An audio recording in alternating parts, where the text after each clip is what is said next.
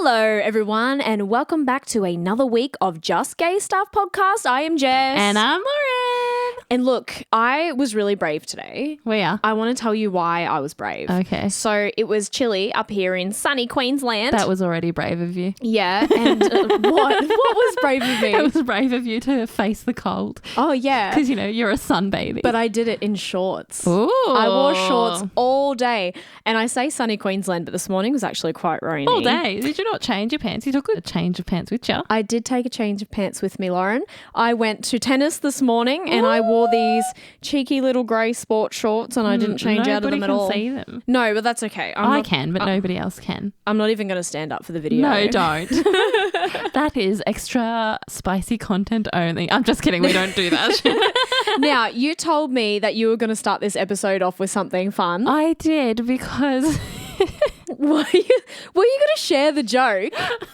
Come on, share the joke. Okay, so we just got home and the Olympics are on and everything, and we're not talking, I'm talking, and you're saying like how annoying I've been because I've been talking through everything. Oh yeah, so tonight is the first night that I've noticed, and because Lauren's got a new job, I haven't seen her for most of this week. Yeah. And tonight... I just missed you. Yeah, I missed you too, but Lauren decided to show how much she missed me by talking over every television program. We were just watching the Olympics and the commentators. I had a commentator beside me, didn't I? She wanted to listen to the commentator. I wasn't saying anything relating to the Olympics. I was just saying bullshit. Anyways, that's beside the point.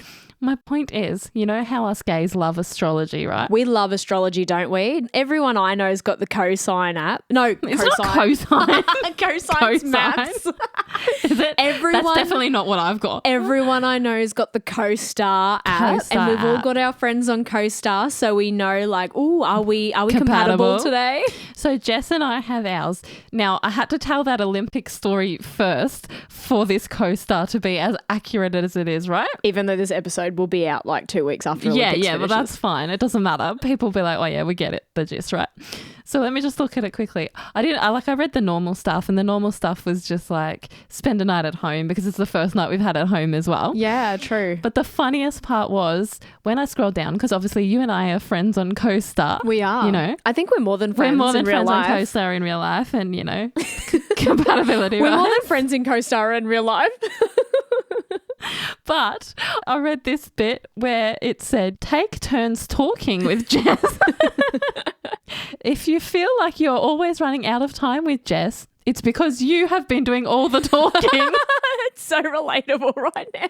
And that's why I pissed myself laughing. And Jess was like, what the frick is going on? And I was like, don't tell me now. Tell me when we go in to record. So I thought that was the funniest thing right now. That is very funny. I was like, okay, CoStar, calm down with your accuracy. It's very fitting. Well, that was a great way to start the episode. And I thought that this episode could be a really fun one. As some of you know, a few weeks ago, we attended this really awesome event called Queer Switch. Woo! Shout out to Jules and Rach. Shout out to Jules and Rach. Queer Switch. It was an amazing event. It was a family fun pride event, and Lauren told me that it was the first pride event she had ever attended. Yeah, it was. That's crazy. Yeah. That's crazy. Anyway, it got me thinking about the fact that Lauren and I still don't know so many things about each other. I think we're learning something every day. Absolutely. But it got me thinking about firsts. Like, it was your first pride event. Yeah. And I was thinking, what are the other firsts that we haven't shared with each other in our life? I think that's a great topic because we kind of went into a stage where we went into the hard-hitting conversations first. Did. We didn't go, what's your first this, what's your favourite colour that, you know. We went straight to, oh, you went through this terrible time in your life? Me too. Trauma bonding. Yeah, let's trauma bond over it. I thought it would be fun if we exchanged some stories about our firsts and we can talk about those experiences together, and I can learn about Lauren's other first experiences and she can learn about mine because like we've said before on the pod, we are learning about each other in real time the same way that you are learning about us in real time. And all our antics. Yeah, all of our antics. Okay, so I wanted to start off with Queer Switch as an event. Yeah. It was your first queer event. It was. Let's talk about it. So why did it take you so long to go to a queer event, and what did you think of it? I don't know why it took me so long to go to a queer event. Similar to you, I never really immersed myself. Also, you came out later in life, though. Yeah, I came out later in life, came out at 26, but I still had a lot of like gay or in the rainbow community friends. I just never had gone to one. Did no one invite you? Or were you invited and you just kind of kept to yourself? No one invited me, but I didn't really have anyone to go with. Yeah, right. It wasn't really like, when I came out and then I met our mutual friend Beck. So like I didn't really go. And that was probably the first time I had really immersed myself in any of the queer stuff. I had only just gone to the beat at 26, 27. Yeah. So, that's sad. That's a big experience to go to. Yeah, that's a sad. Just throwing that first in there. But I think I'm glad that Queer Switch was my first big Pride event. I'm very grateful and humbled to Jules and Rach for putting on such an awesome event in Ipswich. Like, it was an amazing day. We have so many more new fans now because of it. Like, new listeners. They're not fans. Not fans. You know what I meant. I was living the dream. Quick little shout out to anybody who did start following us from Queer Switch and is currently listening. Thank you so much for joining us on our socials and joining us on our little podcasting journey. And now we get to chat to you every Wednesday. Every Wednesday or every Monday you enjoy. And I love that. Whatever day takes your fancy. Or any day, really, because we're on Spotify or a streaming platform. So whatever day you choose to listen to us. Yeah, an incredible experience. They're amazing drag artists, amazing queer artists. Just all walks of life. It felt like a massive celebration and I just felt so really humbled to be there. Yeah.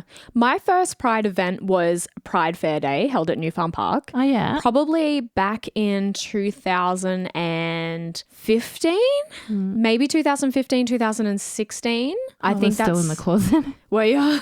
I think that's the first time I played because our band at the time got asked to play. So we played. Oh, that's cool. Yeah, I was just about to say, and you played some of the Pride days. Hey? Yeah. That was the first time I'd ever kind of been around so much queer culture. And at the time, I don't really think that I really took it in as much as I could have. But when you're there doing other things, working, you're not really there and are able to immerse yourself without going, oh, what's the time? Oh, I've got to do this. And then anxiety still fills me up every time like I go on stage and stuff. So you are dealing with those emotions as well.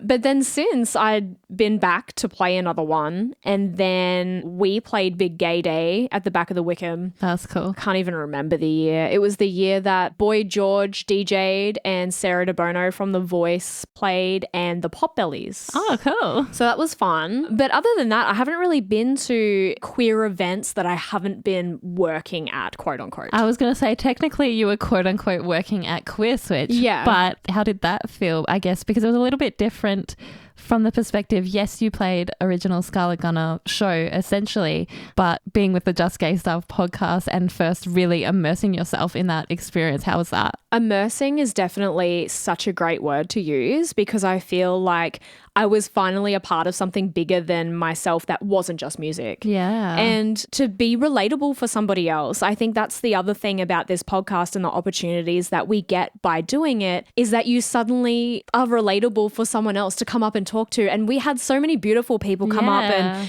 we did do a little bit of a live. Unfortunately, with technical difficulties, we didn't get to record that. And so that's She's kind of redoing this now. That's why we're kind of doing first now because we started doing that on the day. But we had beautiful people come up and talk about some of their first experiences. And I think when people are so willing to come up and have a chat to you, that really gives me that substance of like, this is what we're doing. Yeah, it's that sense of life to be like, oh my God, we're this like nice anchor for these people to feel safe and welcome. Sense to of community. Community as well, because it's Yeah. such a big thing. That's a great word, community. I think that's definitely how I felt at Queer Switch. Part of the community. Part of the community. Everybody was just blessed and living their best lives. Yeah. So in the live, we did kind of touch on this and you just spoke about people coming up and being super vulnerable with us. Someone came up to us and spoke about their very first kiss. Yeah. So when was your very first kiss? My very first kiss. Not gay kiss, just normal kiss. I mean, you could do normal kiss and then gay kiss. Yeah, gay kiss is down the line. Oh, okay. Well, then do normal kiss. I told you to read over the notes, Lauren. Did you not I read did, but I was going with the flow, bro.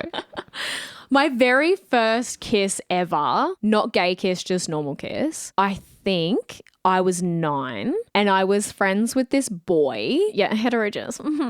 And he would invite me over to his house for dinner, like never a sleepover, obviously. We're 9. I was like, calm down. Yeah. I was allowed to go to his house for the day and then we would have dinner at his house and then my mum would, oh, am I boring you? Laura just yawned. Sorry. Is it because it's a hetero story? Yeah, it was. Okay, no. So I'd go to his house for dinner and then we would play like video games. He was an Xbox kid. Blech. I'm a PlayStation girl. Whatever. Oh, the stars were destined to fall from the beginning. Anyway, so He was my first kiss, like my first proper kiss, and it was very sloppy. I do remember it. It wasn't great, but And it you were happened. like, not It into happened. that. What about your first kiss ever? Not gay kiss. No, okay. First kiss ever. Oh, I don't remember yesterday, so this is hard. No, I'm just kidding. It wasn't yesterday. No, it wasn't yesterday. I kissed you a year ago at least. Yeah, you did. The reason I laughed, and I told you that I had a story to tell in the car when we were talking about doing this episode Yeah. potentially and stuff, and I laughed because Am I going to look at you differently? probably because it's bad, and I'm being super vulnerable, and I don't think I've ever told this story to anyone other, like family know and stuff, but to anyone else. Wow, so now you're telling the world. I am. I'm being vulnerable to the world. I must have been younger than probably like no, it probably was 9 actually. Yeah. Or about 8 or like just a bit younger. We seem to be on the same wavelength with these things, yeah. And again, I think hetero kiss. I can't. Yes, you can. You've opened the door I now. have. So, you know, like when you're kids, you're curious and everything, and it doesn't matter who it is, and Yeah. you talk about it. So maybe it was younger. I You don't- just want to experience yeah, something. maybe it was younger. I don't know. Even though I was very shy, I had always been a curious kid. And my mum had recently started dating someone else, right? Mm-hmm. Calm down. It's not like that. Yeah. I know what you were thinking, but it wasn't Your that. mind went there. No, your mind went there. No, I didn't. And he had 2 kids to a different marriage, a girl and a boy. And we all used to have like, because, you know, poor growing up in Melbourne, we had 2 bunk beds and stuff. So we were in the same room. And I remember, Bunk beds, more room for activities. no, I ended up kissing my stepbrother. Oh, yeah. But that's not the bad part. The bad part is then, and my mum has this videotape. So Oh, God help me no. if this ever gets out, or like the video ever gets out. This is not an invitation, Lauren's mom. Do not post that video. No. We ended up hosting a fake marriage Oh, God. where I got married to my stepbrother. I said I was going to be very vulnerable. I told you. Yeah. We're learning. I've got to be truthful about this stuff. This is ridiculous. I said so. Where I got married to my stepbrother, and my little sister was the officiant.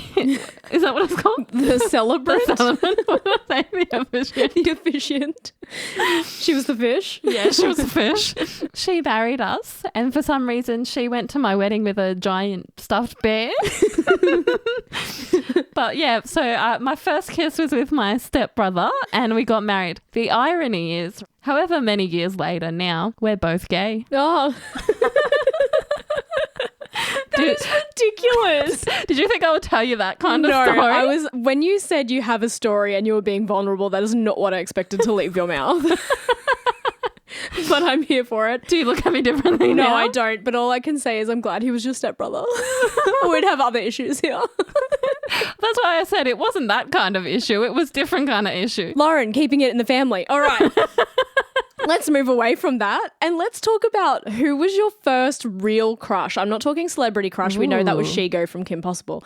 Let's go to first real crush. First, a real crush for me, like in general, or gay crush, or just Well- kidding. I've only ever had crushes on women. I would have said gay crush, but you can go either way. I don't think I've ever had. A crush that wasn't gay. Yeah, I'm just thinking about that now.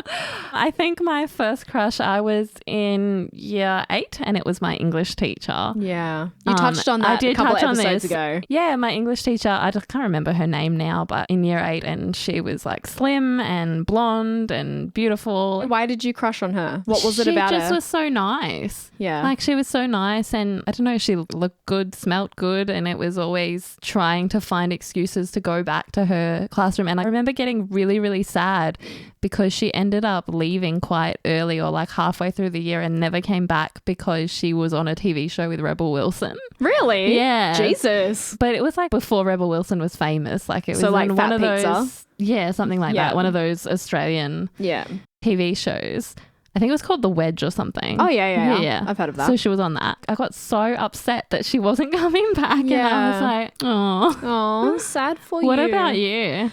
Well, mine is like, it keeps throwing back to that one girl that I had my first gay kiss with, which is coming up. So I was 10 and the girl, like literally, because Britney Spears was like my first celeb crush, right? This girl in my class, I attributed to Britney Spears. Did she look like Britney She Spears? looked like Britney Spears, like especially when we were younger. And you had a mad crush for Britney. You had the hots for Britney. I did.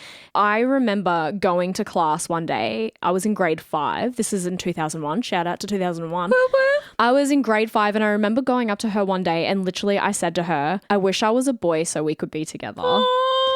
What did she say? She was like, yeah. And I said to her once, like, we're 10. Like, what do you know at 10? Nothing. But I also want to touch on the fact that at 10 years old, I was already saying, like, I wish that I was different so that you would like me. Like, yeah, and isn't that so weird that a part of us knows who we are authentically? I feel like children especially have no filter and no thought process or whatever. We're just like, yeah. But it's like it had already been drilled into me at 10 that for that to be normalized, I had to be a boy. Yeah, that's do you know sad. that? And I think about that sometimes. And I once said to her also, if I was a boy, would you go out with me? And she was a bit like, not risque, she was 10. Yeah. But like, she was a bit like quick-witted and she was like, oh, it depends what you looked like. And I was like, well, look like me I as a would boy. look like me, but as a boy. And then she was like, oh yeah. Aww. And I crushed on her for years, man. So many years. Like, even up until high school, because we went to the same high school as well. Did you? Yeah. Wow. And then did she know in high school?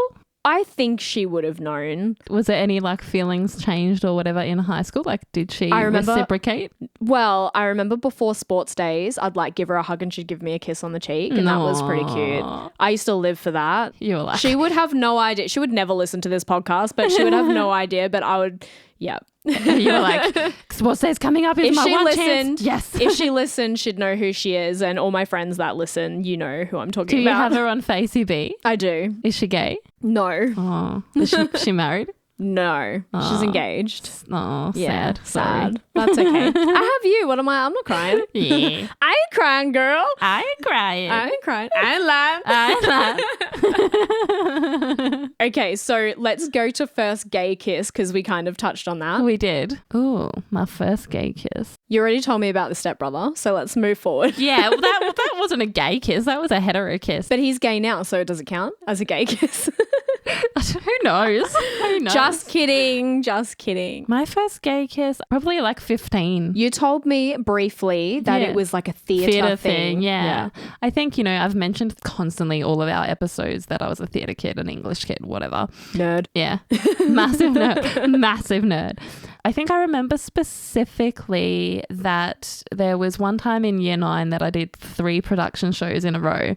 And because we lived in a smallish town, I guess that's what you'd call it, everyone knew everyone, right? Whether you went to the same school or not. So I think my first queer kiss, I remember being at a theatre after party after we'd finished a show, and a different girl had come up to me and was like, oh, hey, my friend likes you or thinks you're hot or something like that. And I was like, okay, cool. And I'm 15. You still don't really know anything at 14. Like, I had just turned 15. So You're I was still 14 developing and... Still discovering yourself all the way through your life. Yeah, exactly. I was like, oh yeah, that's cool, whatever. And I remember that because I remember exactly who hosted. I remember what dress I was wearing. I was wearing a black polka dot. Wow, this was like a real moment Yeah, for you. like a black dress with white polka dots and stuff on it. And I remember her coming up and I was like, oh, cool. And I think everyone played Spin the Bottle and got drunk at Do you know, that time. I have never played Spin the Bottle. What? I've never played that game. Where's a bottle? We'll play right now.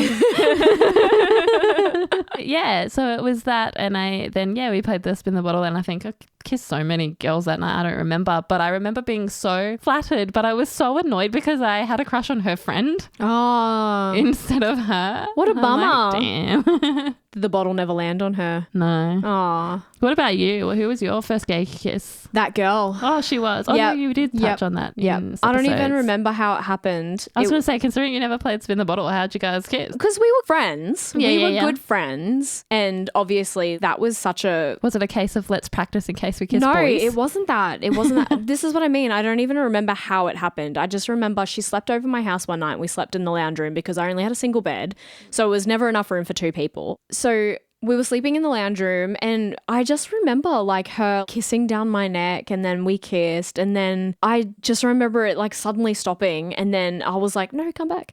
You're like, oh, tingles. And then it never happened again. And I was like, oh man. I think that's where I like just at 10 years old. I just like crushed on her. At 10 years old, you were kissing on neck and... No, well, I wasn't she was kissing my neck. At 10 years old, though. I think you have to remember that look at all the television we're fed. I know, yeah. You know, so you want to do what you're seeing on TV. And for her, like whether that was bisexual, lesbian, heterosexual, whatever, like any of the sexualities. Yeah.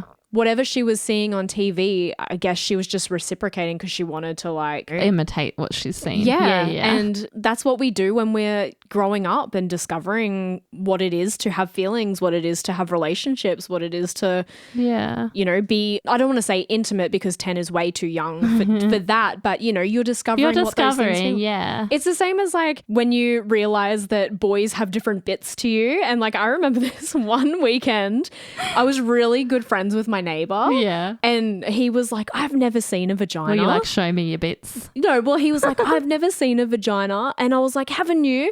And then he goes, yeah, in my mind, it's like a circle with a triangle in the middle.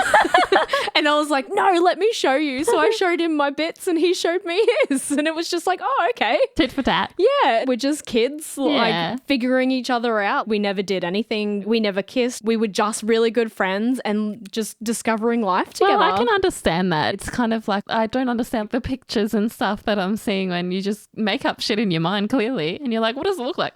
I don't even know how I remember him saying, oh, I think it looks like a circle with a triangle in the middle. I think he came to that conclusion because like on a diagram, it's like a circle or a triangle and he just put the two shapes together.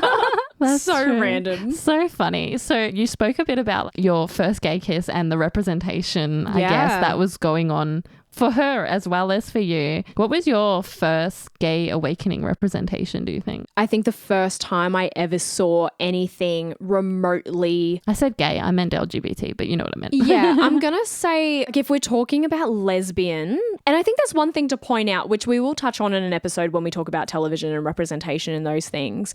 I never saw anything remotely gay man on man as a child growing up. And I think that maybe would have sparked some debate in my head about like, oh, that's normal or that happens or that, you know. Actually, I agree with that. I think the only sort of man on man thing that really stands out to me would be Brokeback Mountain. Yeah, and that was quite late in the game. But talking about lesbian representation and not even lesbian representation, it was exactly what you said before. This particular movie, the movie was 13 with Nikki Reed and Evan Rachel Wood. In that movie, it wasn't even LGBT. It was that scenario you just mentioned where they're like, oh, do you want to practice so that you know how to kiss a boy? Yeah. I think I would have been 12 or 13 at the time, which is fitting. But I think back to watching that now and I was obsessed. And now that makes a lot of sense. Yeah, you're like, oh, that's why. It does make a lot of sense. I was just infatuated with the fact that this happened and this happened on this movie that I was watching. And it gave you some sort of feelings. Yeah. And this is how infatuated I was with this. I mentioned this on the radio a couple of weeks ago for anyone who listened to our radio interview on 4ZZZ. I was so obsessed with the fact that I'd seen these two girls kiss in this movie. I had a Game Boy Color at the time. Oh my God, for showing your age there, babe. And it had a little camera thing that you could put on it. And we had a Game Boy printer. And I was taking photos of it. I would tell my best friend to press play. And I would take photo. And then I'd flick through it on the Game Boy Color. So it was like I could rewatch it without watching the movie.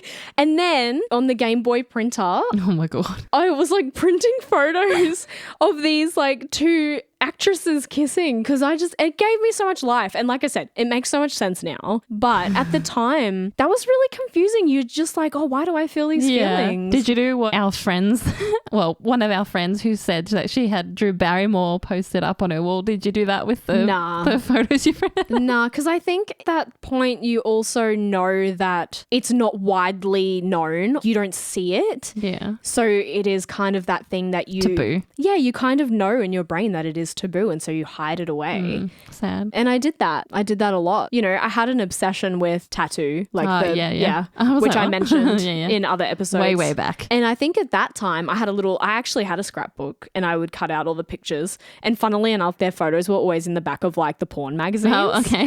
Yeah. And like, so I'd cut them out of there, and then Didn't give a shit about the porn. no. And so I'd cut that out of there, and I'd put them all in the scrapbook. And I remember being in grade 7, and I had this scrapbook with me.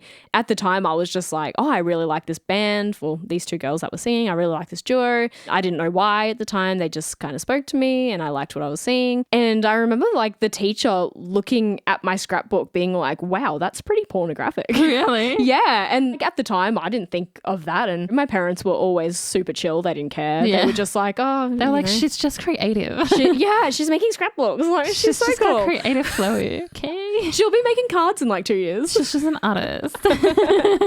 I didn't really watch a queer film per se. It was more probably around the same time I had my first gay kiss, like So 15, 16. Yeah. And like having those kisses already ignited something in me. But I think it was a little bit different for me because I identified as bisexual from 12 years old. So at 15, 16, when I had that first queer kiss, yes, I felt flutters and stuff, but I didn't necessarily be all end all. And because I had never had a partner until I was 20 years old, so I didn't know anything. Late bloomer all round, weren't you? Yeah, well, so I didn't know anything. But I think for me, the representation that I saw, I can't even remember how I stumbled across this movie. It just was on TV one night, and it was Cruel Intentions. See, that movie though used to be on like frequently on a Friday night. Friday night or something. That was before they played all the Harry Potters in a row. Hilariously, and I've everything. still not seen that movie. Yeah, that's okay. I've still not seen 13. Well, there you go. There you go. Maybe we need to do a movie watch Movie exchange. swaps. Yeah. I remember particularly this one scene where Sarah Michelle Gellar's character, she's a bitch in the movie essentially, and she's all up herself and popular, and she's the pretty girl. This one scene where they're trying to teach Selma Blair how to pash. Yeah. And it's just that kiss over and over again of Sarah Michelle Gellar and Selma Blair kissing. And you see at the end, Selma Blair's character is so into it that she like leans in afterwards, and Sarah Michelle Gellar's character is like Leaning pulls out. away and Yeah. leaning out because she's just doing it for fun. She doesn't care. Like she's Yeah. teaching. And you see the fires ignite in Selma Blair's character be like, oh my God, that's what that feels like. Because her character comes from that sense of innocence of I don't know any better and anything. So was her character actually gay after that? Or No, do you think no. The characters weren't gay after that, and it was nothing. Like honestly, the whole movie's got nothing to do with queerness Okay. or anything. But I think my first female to female kiss was between these two, and it's just stayed in my mind, and I was like, oh, that's ignited something in me different to me just being bisexual or being or this when way. you see like heterosexual representation on TV, Yeah. it doesn't really do much for you? Yeah, and so I was like, oh, I'll just rewind that again. Yeah, that was literally it. The rewind button was my best friend. Yeah. We'll talk more about that when we do our TV TV shows. Oh, I could go with such a deep dive on these We things, will. honestly. We will. This next one might be a bit of a fun one, I think. So I wanted to know, when was your first experience, whether you went to a movie or whatever you did, parent-free? I remember it clear as day, and I remember it being super scary yet super exciting. Yeah. But it was my best friend and I went to Jimmy Neutron at the cinema and we saw that Nerds. movie. And I think I was telling you the other day about how You did. how different it was back then to go somewhere parent free because we didn't have mobile phones and we weren't instantly contactable. How scary it must have been for parents in those days to just drop your child off with no way to contact them and just hope that they meet you in the spot that you've told them to meet you at for pickup. Yeah. Because I remember this particular cinema that we used to go to was awesome, and it was in the middle of a big shopping center, not like a Westfield, big shopping center, and they had it was great. They had like not a time zone, but like little games and stuff like that. And I remember vividly it would be, we drop you off at this door, you go up to your movie, movie. Oh, the movie goes for 2 hours. You want to walk around the shops? Okay, here's an extra hour and we'll pick you up at 3 o'clock, say. And you have to be on this bench for me to drive past at 3 o'clock. Imagine if your kid wasn't there. Yeah. And how the times have changed with us being so contactable. Like, our parents didn't have that. That's a really interesting concept because as you were talking, I was just thinking it was such a different time because we never strayed from that. I don't know, some people might have. Yes, but I think some people would have, definitely. Some people might have, but I know with my sisters or with my best friend, similar situation, we never would stray. It would be like, we have this time limit. You do this, we'll pick you up at this time. And we were always there. Do you know what it is? Some people would call that being a goody-goody. Do you know what I think that is? It's respect for your parents. Yeah, and also we didn't want to catch transport home. Yeah, well that. There wasn't fear back in those days though. No, there wasn't, but I think respect is a great word actually. What about your first experience? What did you do first that you can remember without parental supervision? That wasn't kissing your stepbrother and getting married to him. No, that was parental supervision. My mum was holding the video camera. That's even worse. I think my first unsupervised thing, which is probably worse, was a concert. Wow. At 12 years old, and it was just my sister and I. We went on a train. Mum dropped us off at the stadium and we walked together into the stadium. We were going to see Hilary Duff, so, you know, gay icon. Oh, Hillary. That's so gay. So gay. Still such a gay icon. I fucking love Hillary Me Duff. too. Okay, continue. And I was 12 years old. And so yesterday. yeah. But the same concept. It was mum will drop you off at the concert, walk in. Mum made friends with some randoms that were walking in that were obviously adults and just said, hey, can you watch out for me kids and make sure they go in? Because, you know, my uncle was friends with someone who runs all the concerts and he had gotten us tickets for Christmas and there was only 2 tickets so mum couldn't go. So she just said, hey, watch out for me kids. Went in. I think Rachel and I were holding hands to make sure we didn't lose each other. Watched the concert. I could not tell you what it was about. Like, I know what it was about. It was about Hilary Duff. Yeah, I mean, it was her concert. What else would it be about, Lauren? But I mean, I can't remember that far back. And then, yeah, finished the concert, walked back out. Mum was waiting. Same thing. And you're still here today. Still here. Crazy. Still made it. Anomaly. All right. So I thought we could end on, what was your first bad breakup experience? Look, I'm going to be a bit sneaky here and say I think we should end this episode here because I have a whole massive episode prepared on bad breakups and I want to be a bit sneaky. And whoever wants to hear that episode will have to tune in next week. Ah, that is very sneaky, but also a very good idea. So you heard the lady. If you want to hear those stories, you're going to have to tune in next week. You sure are. And while we're away, remember to stay gay, motherfuckers.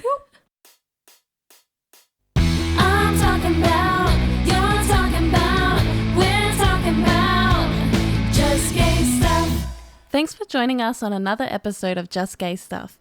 Make sure to follow us at Just Gay Stuff Podcast on all your socials and write to us with your stories at justgaystuffpodcast@gmail.com.